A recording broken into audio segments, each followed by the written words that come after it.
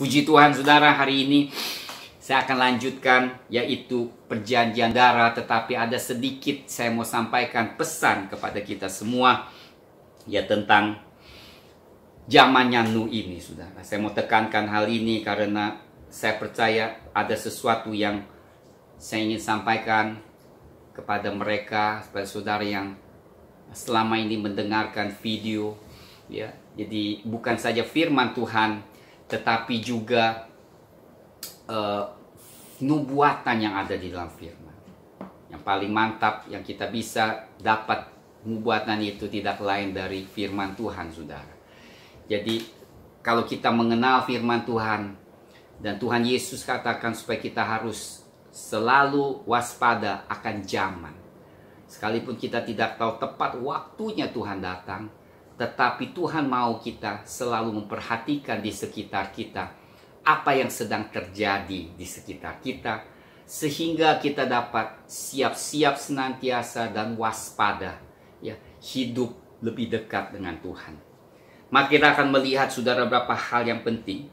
Nah, kita, kalau saudara ingat, ya, Tuhan Yesus selalu kutip zamannya Nuh sebagai sesuatu tanda yang serupa dengan kedatangan dia yang kedua kalinya, ya. Jadi setiap kali Tuhan katakan, mari kita baca terdahulu supaya kita tidak bingung. Di Lukas pasal 17,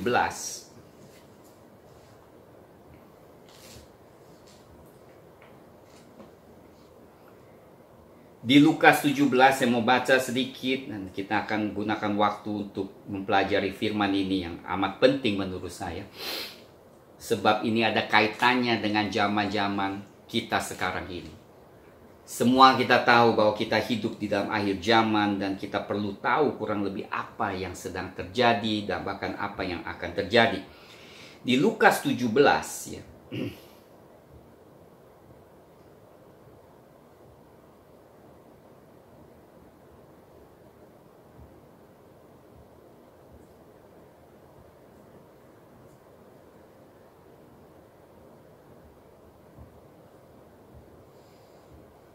Ayat 22, kita baca ayat 22.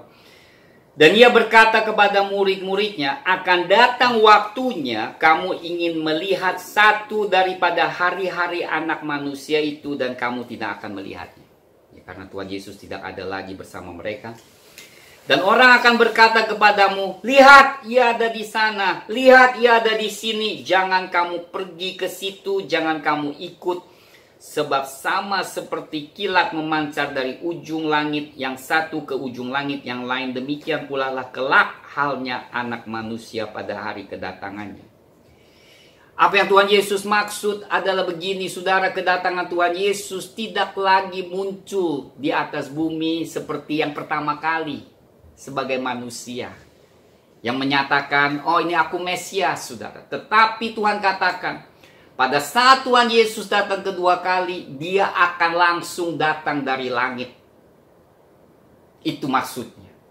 Jadi dia tidak ada di bumi. Jadi kalau orang katakan, oh lihat ada Mesias di situ, itu tidak benar, saudara. Sebab Tuhan katakan, dia akan datang di awan-awan, sudah, dengan kemuliaan sebagai raja di atas raja yang akan memerintah di atas bumi. Ini adalah hal yang penting. Nah, ketika setelah itu Tuhan katakan sesuatu.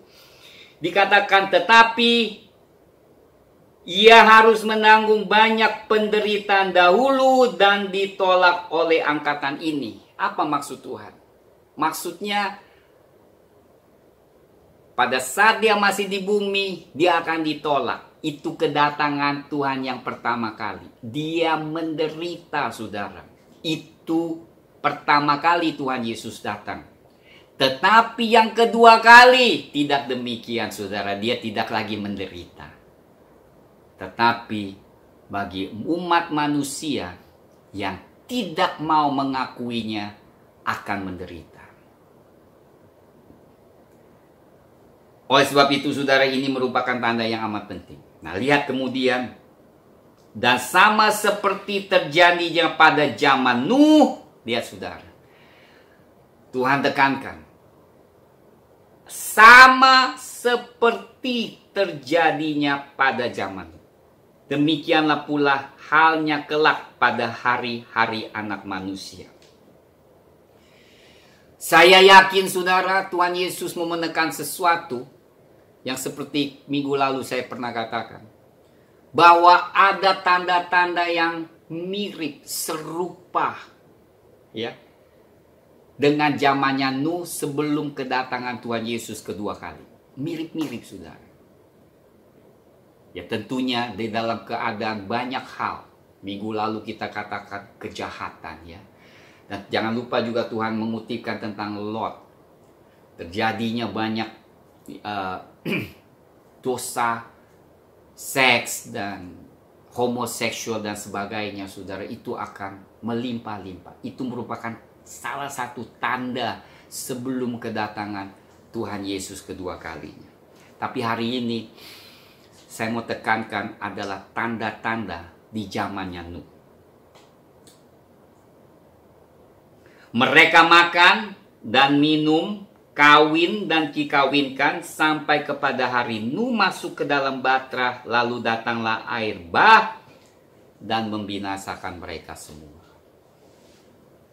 Apa yang Tuhan katakan sepertinya semuanya berjalan seperti biasa, saudara. Makan, minum, menikah, kawin, semuanya sepertinya biasa-biasa. Tetapi setelah Nuh masuk ke dalam batra, maka yang tertinggal akan binasa. Demikian pula saya yakin, saudara. Kita akan lewati masa-masa sulit. Tetapi dikatakan yang paling mengerikan adalah pada saat umat Tuhan telah diangkat. Maka penghakiman Tuhan akan turun di atas umat manusia. Mirip seperti zamannya Nuh. Kalau Nuh adalah air bah yang membinasakan manusia.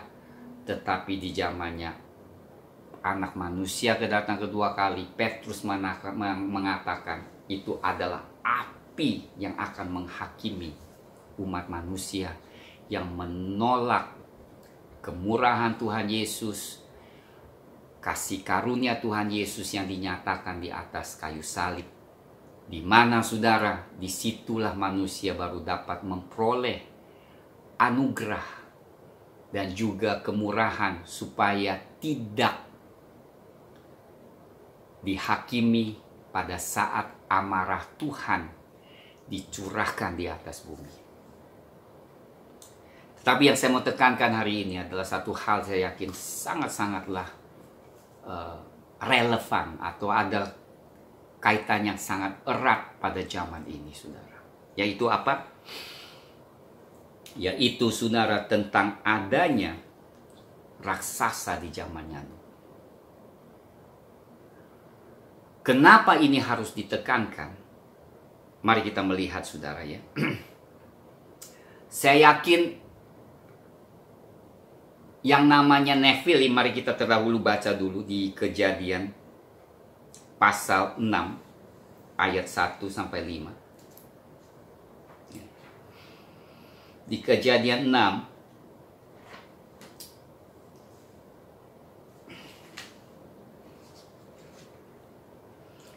dikatakan ketika manusia itu mulai bertambah banyak jumlahnya di muka bumi, dan bagi mereka lahir anak-anak perempuan, maka anak-anak Allah melihat bahwa anak-anak perempuan manusia itu cantik-cantik.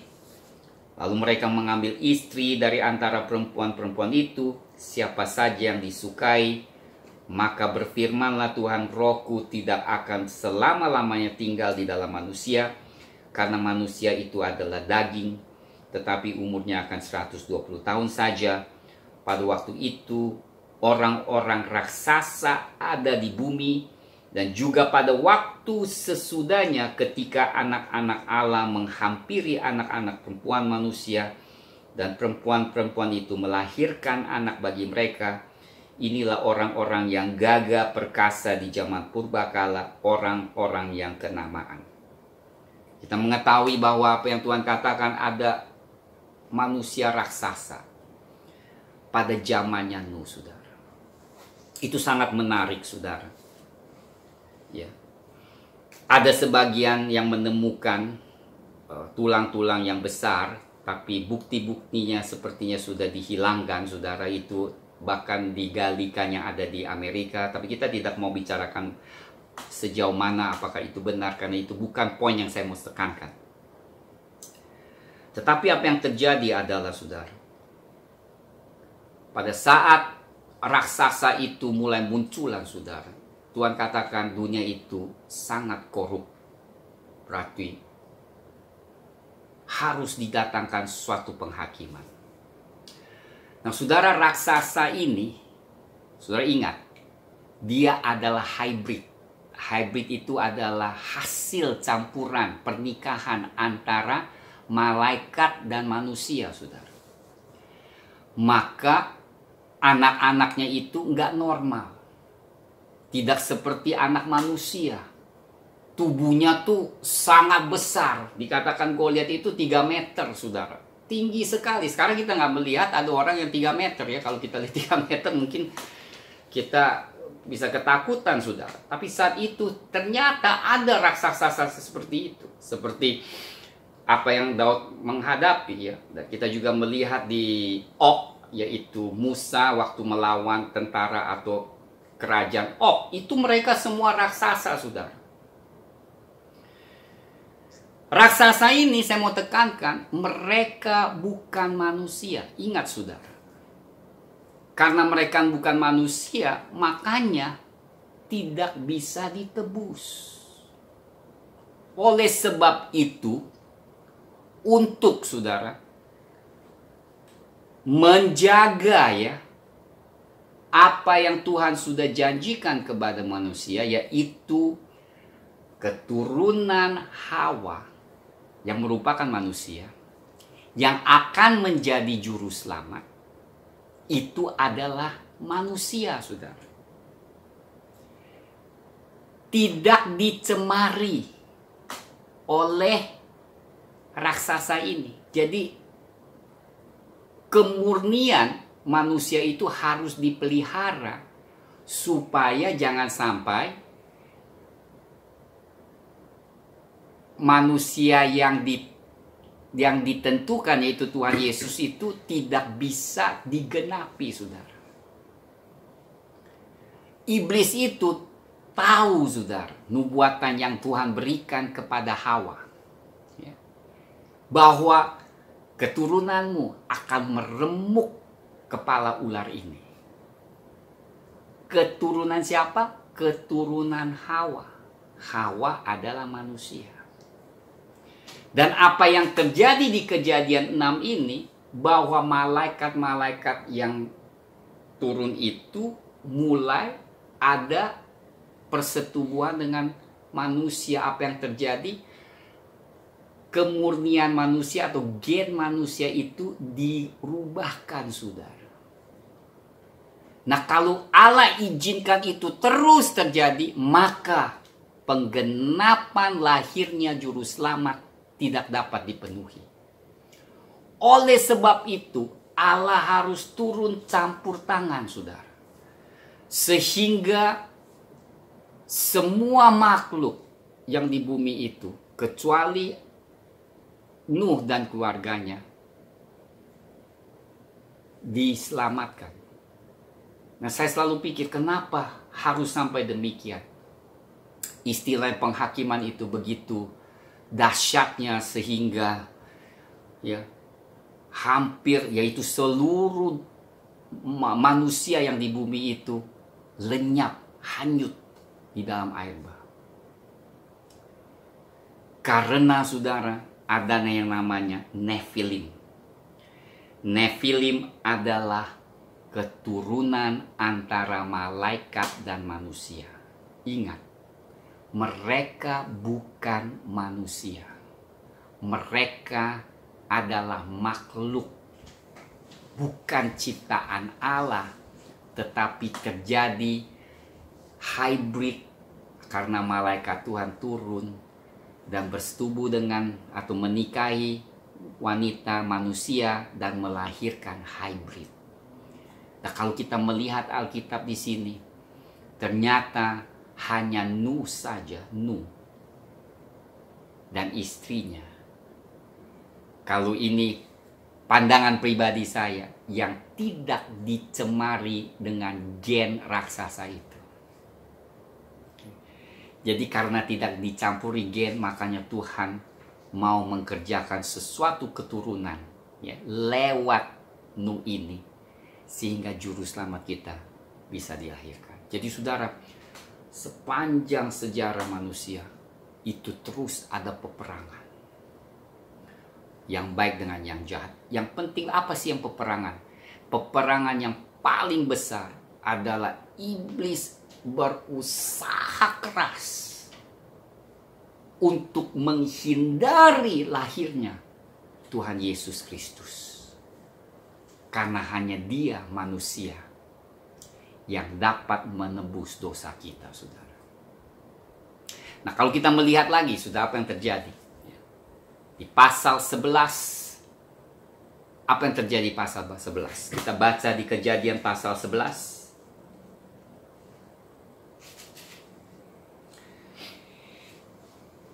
Nah, lihat.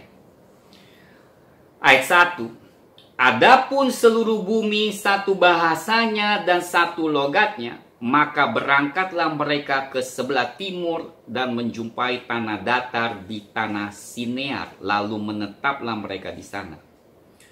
Mereka berkata seorang kepada yang lain, marilah kita membuat batu bata dan membakarnya baik-baik, lalu bata itulah dipakai mereka sebagai batu dan tergala-gala sebagai tanah liat. Juga maka kata mereka, marilah kita dirikan bagi kita sebuah kota dengan sebuah menara yang puncaknya sampai ke langit. Dan marilah kita cari nama supaya kita jangan terserak ke seluruh bumi. Lalu turunlah Tuhan untuk melihat kota dan menara yang didirikan oleh anak-anak manusia itu. Dan ia berfirman, mereka ini satu bangsa dengan satu bahasa. Untuk semuanya ini barulah permulaan usaha mereka. Mulai dari sekarang apapun juga yang mereka rencanakan tidak ada yang tidak akan dapat terlaksana. Baiklah kita turun dan mengacau balaukan di sana bahasa mereka, sehingga mereka tidak mengerti lagi bahasa masing-masing. Demikianlah mereka diserahkan Tuhan dari situ ke seluruh bumi, dan mereka berhenti mendirikan kota itu. Itulah sebabnya sampai sekarang nama kota itu disebut Babel, karena disitulah dikacau balaukan Tuhan bahasa seluruh bumi, dan dari situlah mereka diserahkan Tuhan ke seluruh bumi. Kenapa Tuhan harus campur tangan lagi kedua kalinya setelah air bah? Sebab sekali lagi, saudara, kalau manusia itu bersatu dan tiba-tiba mereka merencanakan sesuatu yang jahat, maka sekali lagi, saudara, juru selamat itu tidak dapat dilahirkan. Sehingga Tuhan harus mencarkan mereka, saudara. Dan dari situ Tuhan akan pilih lagi orang-orang yang tertentu supaya menjaga ya kemurnian manusia itu menjadi alat nenek moyangnya Tuhan Yesus Kristus. Ini merupakan hal yang penting. Dan kemudian, saudara, hal yang menarik adalah setelah air bah itu, dan kita tahu raksasa itu mati ya. Nah, nanti kita akan lihat bagaimana tentang malaikat-malaikat yang dari surga itu, sudah. Mereka tidak akan mati dengan air bah, karena mereka bukan makhluk manusia, ya kan? Mereka adalah makhluk yang berbeda. Nah, tapi ketika kita melihat apa yang Tuhan hakimi pada saat itu lewat air bah, adalah manusia dan keturunan raksasa ini, saudara. Ya. Yaitu raksasa-raksasa itu dimusnahkan lewat air bah. Lalu bagaimana dengan malaikat-malaikat itu yang terdahulu mencabuli, menikahi anak manusia? Di situ kita akan melihat di mananya, saudara. Kita akan lihat di 2 ayat di Perjanjian Baru yang saya yakin banget adalah ayat-ayat yang menceritakan tentang malaikat-malaikat ini. yang dihukumi Tuhan. Apa yang terjadi malaikat? Mari kita melihat di Jude.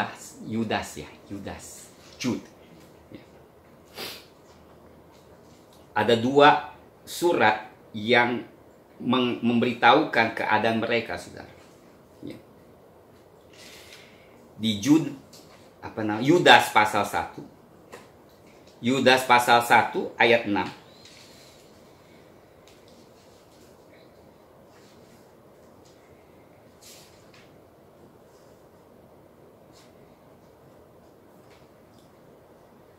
Yudas 1 pasal 1 ayat 6 dikatakan bahwa ia menahan malaikat-malaikat yang tidak taat pada batas-batas kekuasaan mereka, tetapi yang meninggalkan tempat kediaman mereka dengan belenggu abadi di dalam dunia kekelaman sampai penghakiman pada hari besar.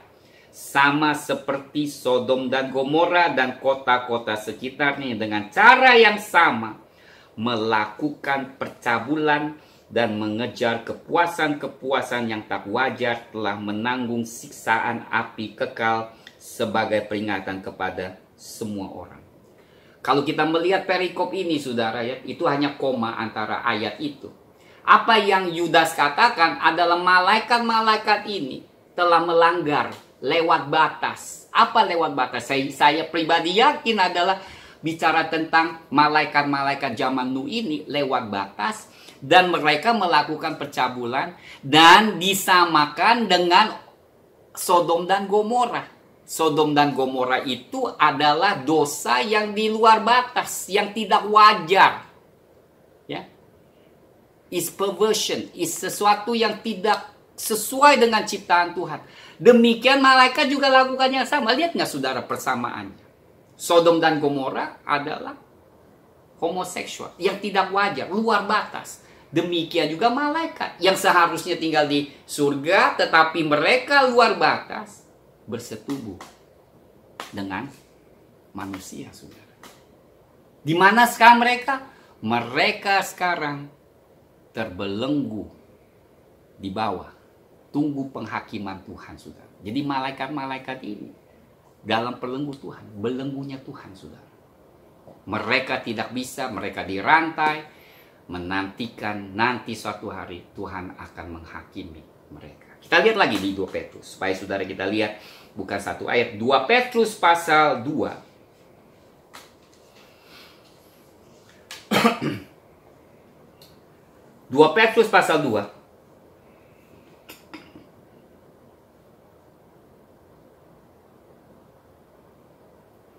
Ayat 4. Lihat ya, saudara, kita lihat lagi tentang malaikat-malaikat ini. Saya yakin sekali Petrus juga bicarakan tentang malaikat-malaikat yang di zamannya Nuh ini. Saya cukup yakin. Sebab jikalau Allah tidak menyayangkan malaikat-malaikat yang berbuat dosa, tetapi melemparkan mereka ke dalam neraka, dengan demikian menyerahkan ke dalam gua-gua yang gelap untuk menyimpan mereka sampai hari penghakiman.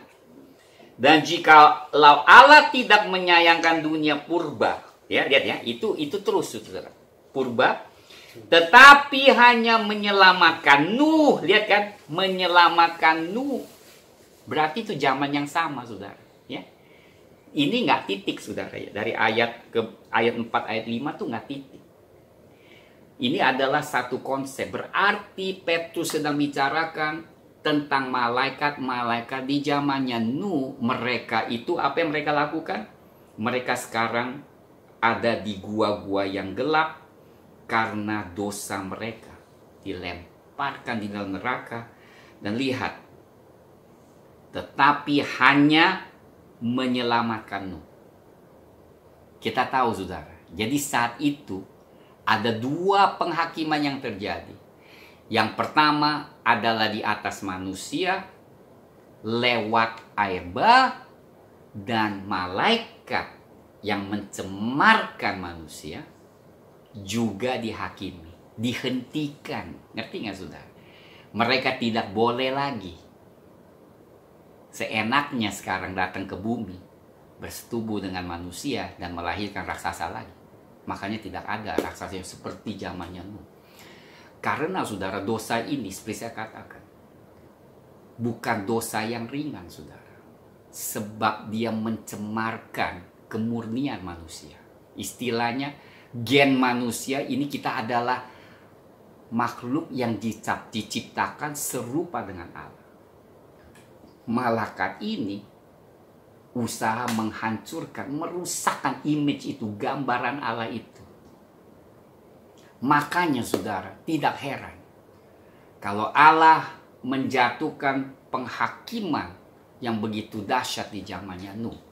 Karena dia harus preserve, karena dia harus pelihara keturunan manusia yang dimana akan melahirkan anak manusia, juru selamat kita Tuhan Yesus Kristus.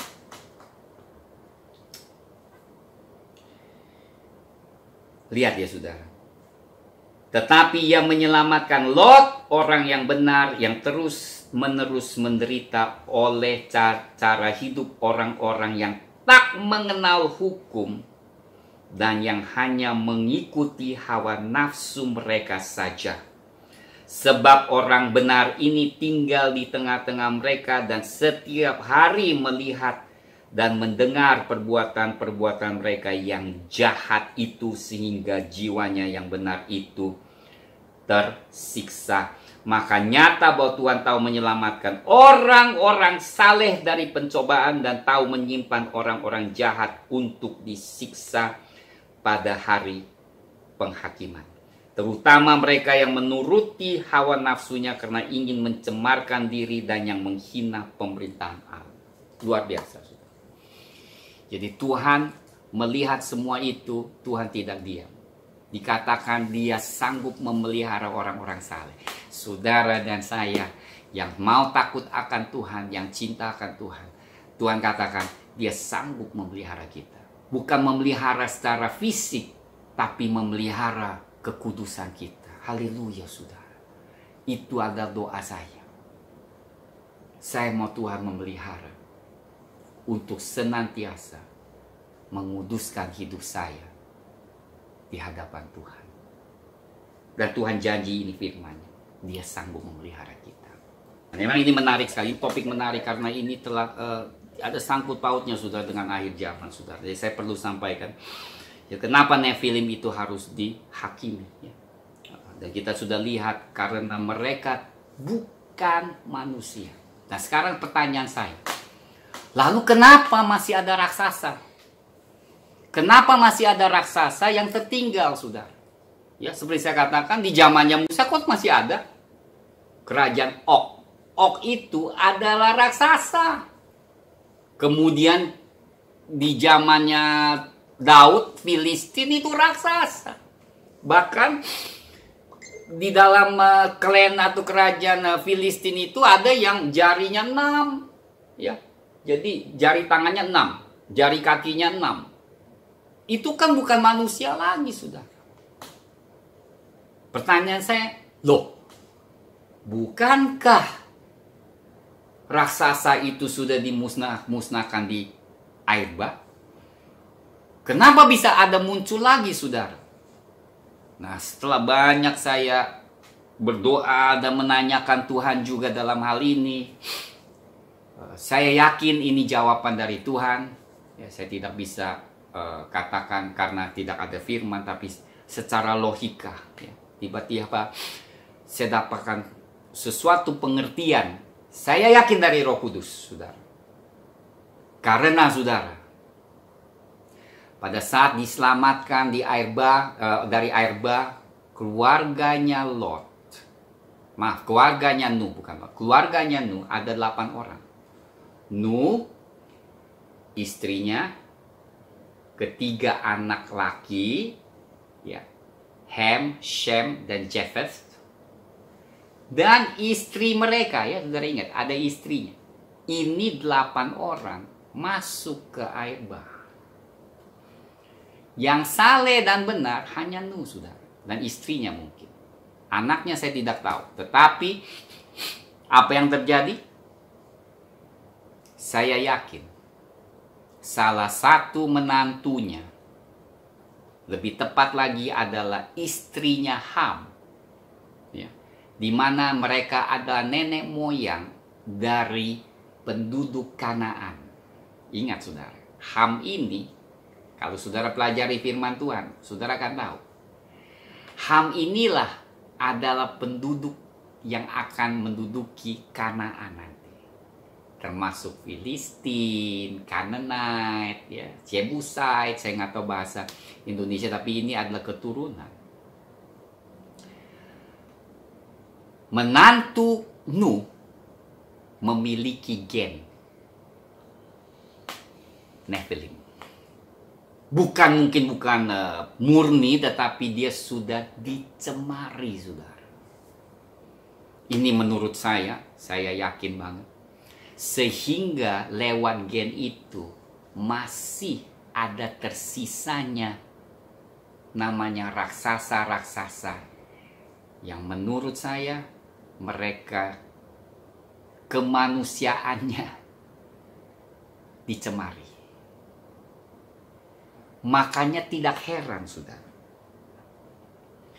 Tidak heran kenapa Allah menyuruh umat Israel untuk membantai semua orang Kanaan dan tidak boleh diberikan kesempatan hidup, saudara. Itu bukan kejamnya Allah, tetapi sesungguhnya mereka bukan lagi pure manusia, sehingga tidak dapat ditebus. Mari kita lihat, saudara. Sebelumnya kita lihat Kejadian pasal 10.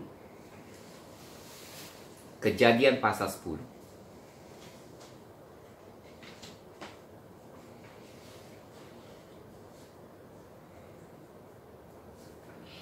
Kejadian pasal 10. Kita melihat keturunan ini. Keturunan ayat 6. Ya. Saudara ingat anak Nuh ada 3. Ham, Shem, dan Yafet.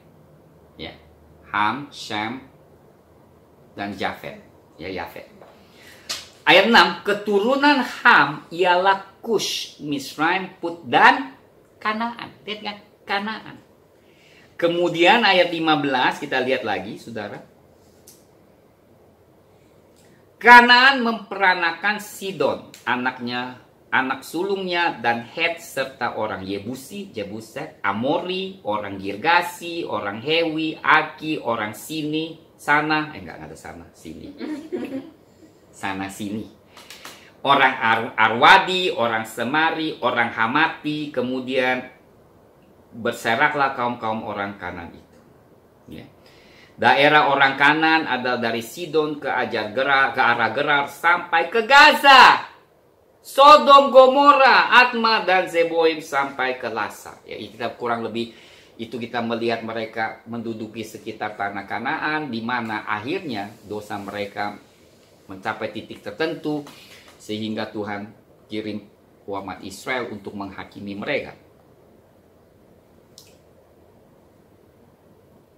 Ulangan pasal 7.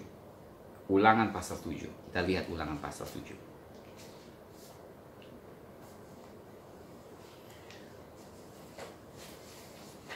Ayat 1. Ulangan pasal 7 ayat 1.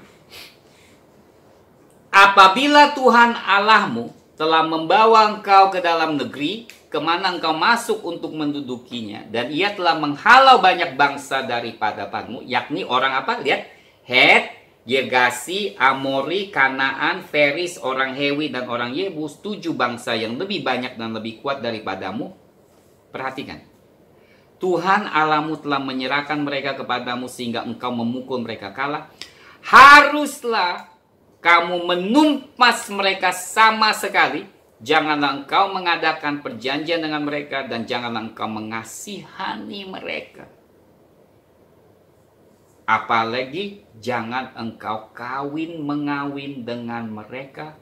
Anakmu perempuan janganlah kau berikan kepada anak laki-laki mereka, ataupun anak perempuan mereka jangan kau ambil bagi anak laki-laki. sebab mereka akan membuat anak laki-laki menyimpang daripadaku sehingga mereka beribadah kepada Allah lain. Selain itu, saudara, saya yakin bukan saja menyimpangkan umat Israel untuk menyembah Allah yang lain, saya yakin mereka akan sekali lagi mencemarkan di mana umat pilihan Tuhan ini untuk melahirkan juru selamat, saudara. Jadi kita lihat bukannya Allah kejam, tetapi ada sebab, alasan yang tertentu, saudara. Ya, karena dia bagaimanapun harus mengingat, harus membuat rencananya itu digenapi, saudara. Dan dia akan campur tangan jika dia melihat sesuatu pekerjaan musuh yang mau mencemarkan genealogi keturunan ini, garis turunan ini, yang iblis berkali-kali berusaha, saudara, untuk menghindari kelahirannya Tuhan Yesus Kristus, Sang Juru Selamat, maka Tuhan akan campur tangan. Makanya di zaman lalu tidak diizinkan pernikahan, ya, dengan orang Kanaan yang tertentu. Ada yang bisa, saudara. Kalau saudara lihat di dalam Ulangan tuh ada berapa suku yang Tuhan izinkan. Boleh ambil anak mereka menjadikan istrimu, asal mereka lakukan hal-hal tertentu. Tetapi secara khusus, ketujuh bangsa yang tertentu ini di Kanaan, Allah sama sekali tidak mengizinkannya. Kenapa ada perbedaan? Menurut saya, ya belum tentu seharusnya benar, saudara, nggak apa-apa. Tapi ini teori saya. Karena mereka dapat mencemarkan sehingga bisa menghindari lahirnya Sang Juru Selamat. Jadi saudara, ini hal yang penting. Kenapa saya perlu lakukan ini yang penting? Sebab ingat, saudara, Tuhan Yesus adalah Allah 100% dan manusia 100%.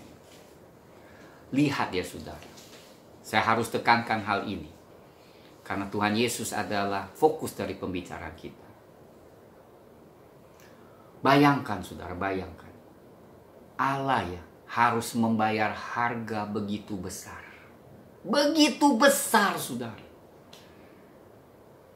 dengan menjadikan dirinya manusia, lahir manusia, menderita, saudara, di atas kayu salib. Darahnya itu darah yang sah dicucurkan supaya manusia bisa ditebus. Kenapa Allah tidak bisa melakukan hal yang lain? Kenapa harus mengutus anaknya yang tunggal? Nah, kita melihat ini harganya, saudara, yang luar biasa. Tuhan mau bayar harga ini. Pada saat dia menciptakan manusia, dia begitu mengasihi. Dia memelihara. Dia menjaga. Dia mengadakan perjanjian satu dengan yang lain. Yang pertama yang kita lihat adalah perjanjian dengan Nuh. Untuk apa? Untuk menjaga tuh garis keturunan itu. Supaya manusia tidak dicemari. Tuhan Yesus lahir. Dia Allah, saudara. Dia anak manusia. Nanti saya akan membicarakan tentang kenapa Tuhan Yesus sebut dirinya anak manusia. Sangat menarik, saudara. Kita ini udah salah kaprah bertahun-tahun. Ya. Tuhan selalu sebutkan dia anak manusia. Kenapa dia nggak sebutkan nama dia anak Allah? Cuma 1-2 kali saja. Tetapi selalu dikatakan aku anak manusia, anak manusia. Nanti kita akan bicarakan hal ini. Sangat menarik. Tetapi kalau kita melihat kalau Allah sendiri harus dilahirkan menjadi manusia dan mencurahkan darahnya. Darahnya hanya berlaku untuk menebus manusia yang tidak dicemarkan oleh gen yang lain. Binatang tidak perlu ditebus. Binatang perlu. Hanya manusia perlu ditebus. Namun manusia pun ada kategorinya. Hybrid, ya, hybrid keturunan malaikat dan manusia itu nggak berlaku, sudah. Darahnya nggak bisa menebus orang seperti itu. Nggak bisa. Karena udah tercemar. Bukan lagi manusia. Ingat, Allah menjadi manusia. Jadi yang ditebus adalah manusia. Lalu apa kaitannya dengan saat ini? Sebelum kedatangan Tuhan kedua kalinya. Sekarang ada hal yang mengerikan. Kalau saudara lihat, mungkin 1-2 tahun yang lalu, bahkan sekarang masih dilakukan ya saudara. Adalah eksperimen. Seorang bayi ternyata saudara, secara artificial manusia dokter ini, memakai jin ayah yang berbeda. Dimasukkan di tubuhnya yang janinnya itu yang masih di ibunya, sehingga saudara saya tidak tahu akibatnya apa yang terjadi, tetapi manusia tuh mulai kutak-katik gen manusia saudara, mencampur aduk.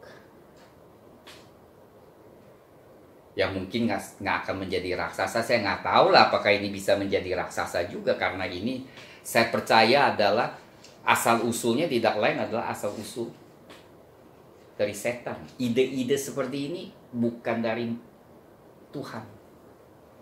Udah kutak-katik gen manusia itu, dicampur aduk, bahkan saudara, ada yang mengambil gen manusia dicampur aduk dengan binatang saudara, mengeksperimen. Nah seandainya dilahirkan sama seperti manusia, tapi dengar, mereka bukan lagi manusia dan mereka tidak dapat ditebus. Masalahnya bukan yang lain, masalahnya adalah makhluk seperti itu yang dimana gennya sudah dikotak-katik, diubahkan, tidak lagi manusia. Mereka adalah ciptaan gak tahu apa yang dicampur aduk sehingga mereka tidak dapat ditebus. Saudara, ini udah mulai terjadi. Ini bukan hayalan saudara, makanya ada beberapa negara di Amerika pemerintah tidak mengizinkan itu. Tapi ada negara yang tidak percaya kepada Tuhan, seenaknya mereka lakukan seperti itu. Anggapnya itu adalah hal yang sains lah, atas nama ilmu pengetahuan mereka lakukan hal itu. Terakhir saudara, yang ada kaitannya dengan 666. Mari kita baca sebelumnya. Di Wahyu 13 ayat 16 sampai 18. Maaf hari ini agak panjang. Saya harap saudara nikmati pelajaran ini karena ada kaitannya amat di akhir zaman yang kita akan melihat segala sesuatu akan terjadi. Nah lihat saudara, ini sesuatu hal juga yang sangat membingungkan bagi saya. Di Wahyu pasal 13.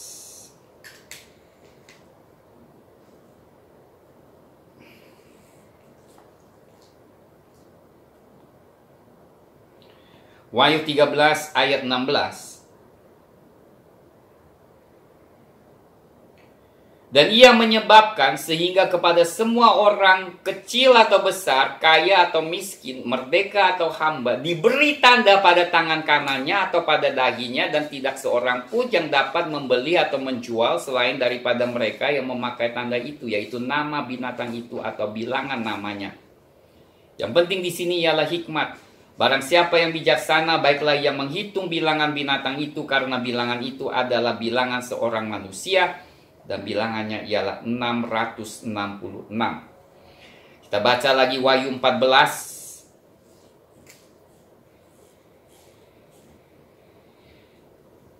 ayat 9 sampai 11.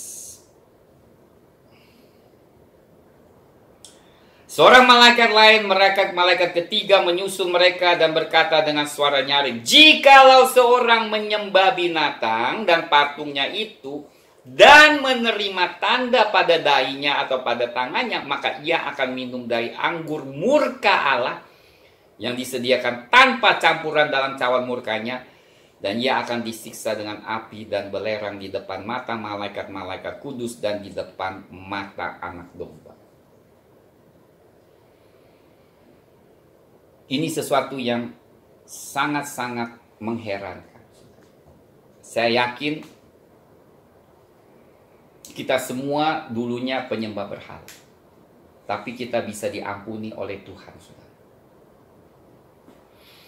Kenapa, saudara? Kenapa pada nanti di akhir zaman orang yang mengizinkan tangannya atau dahinya diberikan tanda 66 itu 366666 tidak dapat diselamatkan?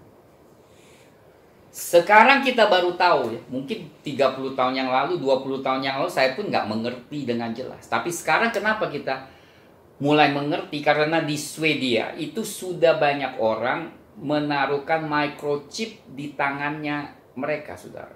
Sehingga mereka tidak perlu lagi bawa dompet, mereka kemana-mana, ke gym, itu tinggal swipe, jadi mereka bisa masuk. Jadi seperti kartu yang luar biasa ditaruh di dalam tangan manusia. Mereka bisa pakai chip itu beli barang, semua data-data pribadi bisa ada di dalam, dan mereka bisa melakukan transaksi jual beli dengan mudah karena chip itu yang ada di dalam. Jadi itu adalah merupakan satu komputer chip yang amat kecil yang dipasang. Saya rasa itu hanya permulaannya saja, yang belum sampai di mana tanda 666 itu, yang saya yakin chip itu akan berkembang lagi. Jadi bukan saja sebagai transaksi kredit card, identitas, tetapi ada sesuatu, saya yakin, saudara, bahwa chip itu akan nanti sepertinya mendatangkan kesehatan dan manfaat secara fisik, di mana akan menarik banyak orang untuk menaruhnya. Dan pada akhirnya apa yang terjadi? Saya pribadi percaya, ya belum tentu benar, ini teori saja juga, tapi teori ini ada dasarnya. Karena melihat kenapa Allah itu begitu marah dan tidak, lihat saudara, mereka tidak bisa bertobat lagi. Mereka tidak bisa ditebus lagi. Mereka mungkin bisa berseru, tapi mereka tidak bisa lagi diselamatkan. Karena kembali kepada Nephilim itu, gen manusia itu diubahkan.